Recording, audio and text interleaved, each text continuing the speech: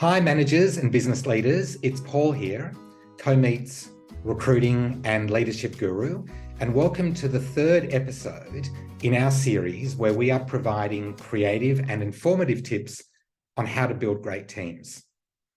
Now, I should point out that this episode on the power of protecting your employer brand, particularly during times of uncertainty, is probably a bit more geared towards business leaders than recruiters per se. But of course, if you're a recruiter, you can still stick around. Now, I know how much of an emphasis business leaders place on creating a positive employee experience during the onboarding process. But what about the so-called offboarding process?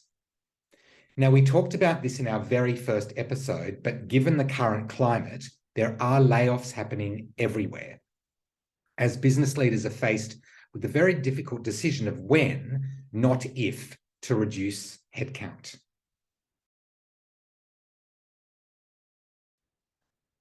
It's absolutely essential to keep your employer brand top of mind as much as possible. To maintain your position as an employer of choice is crucial, particularly during times of uncertainty.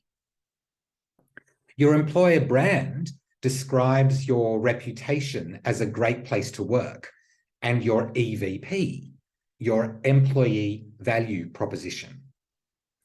And if your employees are feeling anxious about the security of their own jobs or of the overall stability of the organization as a whole, what can you do to protect your employer brand? Well, if you have to lay people off, consider providing them with the services of an experienced career coach who can help them navigate what can often feel like an isolating and extremely emotional journey. And for those surviving the layoffs, you want them to feel cared for, supported, and safe. In uncertain times, it's so easy to quickly destroy your employer brand and reputation, particularly with the number of disgruntled, terminated employees choosing to post scathing reviews on platforms like Glassdoor. And with too many negative reviews, it's almost impossible to turn the ship around. Protecting your employer brand is so much more than just a nice to have. It's absolutely essential.